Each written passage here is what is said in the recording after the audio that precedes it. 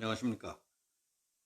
오늘은 깡통을 찰 것이냐, 꽃밭에 가서 꿀을 딸 것이냐 하는 제목으로 말씀드리겠습니다. 문재인 정부가 들어선 뒤 2년 남짓한 동안 벌어지고 있는 우리의 안보 상황과 우리를 둘러싸고 있는 아시아 태평양 동북아 지역 안보 전체를 놓고 볼 때 참 묘한 느낌이 듭니다.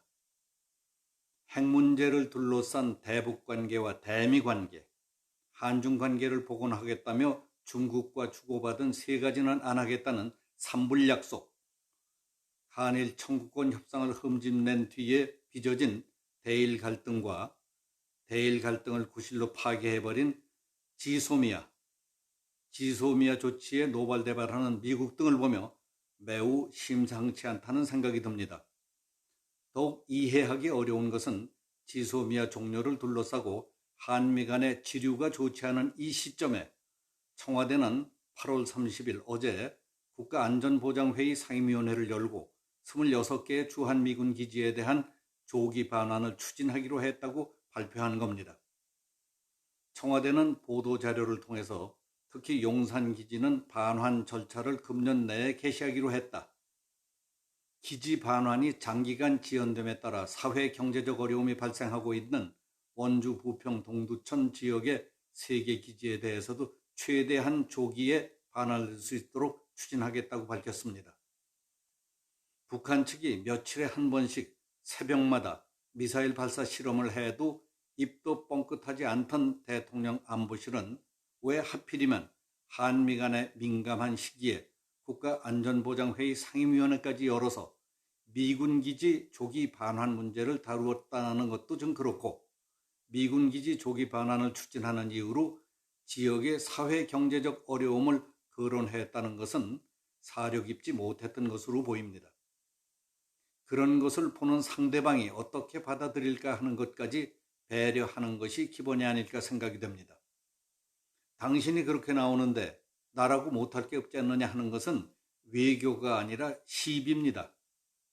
더구나 우리가 잘한 것도 없을 뿐만 아니라 끝까지 가봤자 손해만 볼 짓, 또 지내놓고 보면 후회할 짓을 왜 합니까? 모양새가 우습기는 했지만은 우리 정부의 불편한 심기를 우회적으로 나타내면서 다음 달 중에 시작되는 제11차 한미 방위비 분담금 협상을 앞두고 한국 정부의 주한미군에 대한 기여를 부각시키려는 포석이라고 해석하는 사람도 있습니다. 그러나 잔꾀는 드러나게 돼 있습니다. 미국의 데이터 분석, 판단, 전략을 돌파하기가 어디 쉽습니까? 잘못하다가는 우습게 되고 감정만 건드리고 가만히 있는 것만 못해지기 쉽습니다. 문재인 대통령은 지소미아 종료 결정 이후에 한 번도 그 이유와 한미동맹에 미칠 영향 등에 대해 설명하지 않았습니다. 미국이 독도방어 훈련까지 비생산적이라고 했지만은 29일 국무회의에서 이에 대해 입장을 밝히지 않았습니다. 따라서 대통령이 한미동맹의 위기를 방치하고 있다는 비판이 일자 청와대는 아무리 동맹 관계라 하더라도 대한민국의 이익 앞에 그 어떤 것도 우선할 수 없다는 입장을 밝혔습니다. 이건 또 무슨 소리입니까? 지소미아에서 빠지는 것이 한미일 삼각동맹 체제에서 벗어나는 것이 국익에 이롭다는 뜻입니까? 한반도 방어가 약화되고 북한, 중국, 러시아에게 유리한 것이 국익에 부합한다는 말입니까? 그렇다면 청와대 당국자가 말하는 국익이라는 것은 무엇이며 그가 말하는 국가는 어디를 가리키는 것인지 밝혀야 할 것입니다. 아직 공개적으로 밝히지는 않았지만은 그 나라의 국익을 위해 문재인 정부가 지소미아를 파기했다는 겁니까?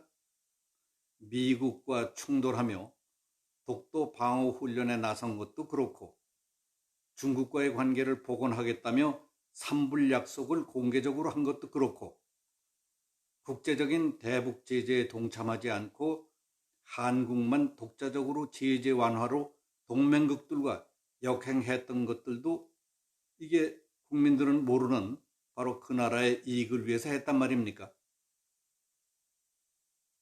문재인 정부가 출범한 뒤에 6개월쯤 지난 2017년 11월 중국을 공식 방문했을 때 한국에 더 이상 고고도 미사일 방어 무기인 사드를 배치하지 않겠다.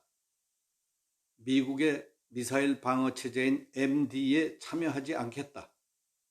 한미일 군사동맹을 하지 않겠다고 중국과 약속한 삼불 약속이 착착 진행되고 있다고 보는 전문가들이 많습니다.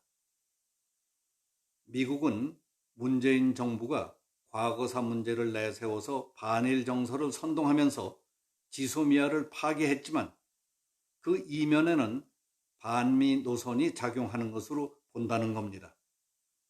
다시 말해서 문재인 정부의 반일, 탈미, 친중, 친북한 노선이 노골화된 것으로 알고 있다는 분석입니다.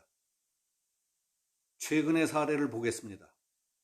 미국은 중국과 아시아 지역 사이에 미사일 격차를 줄이고 아시아 주둔 미군과 동맹국들을 보호하기 위해 신형 중거리 미사일 배치를 결정하고 배치 지역을 물색하고 있습니다.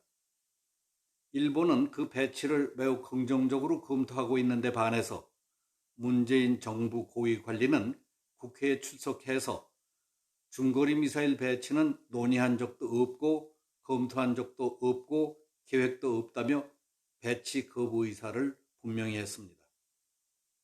이런 것을 보고 미 군부와 의회는 중국과 북한의 미사일 공격에 완전 무방비 상태인 평택 미군 기지는 총 맞아 죽기를 기다리는 오리와 같다고 우려하고 있습니다.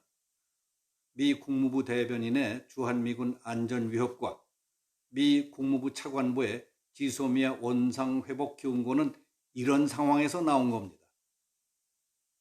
미국은 오는 11월 말까지 지소미아의 원상회복을 요구했습니다.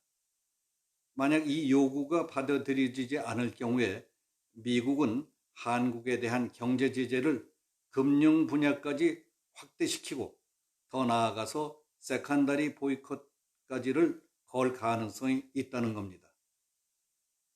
혹 이런 말 들어보신 일이 있으실 겁니다. 파리를 따라다니면 똥통으로 가게 된다. 꿀벌을 따라다니면 꽃밭으로 간다. 거지를 따라다니면 깡통을 차게 된다. 살면서 누구를 만나느냐 하는 것은 중요합니다. 똥통으로 갈 것이냐, 깡통을 찰 것이냐, 꽃밭으로 가서 꿀을 딸 것이냐 하는 것을 결정해야 할 때라고 생각합니다. 오늘은 여기까지 하겠습니다. 감사합니다.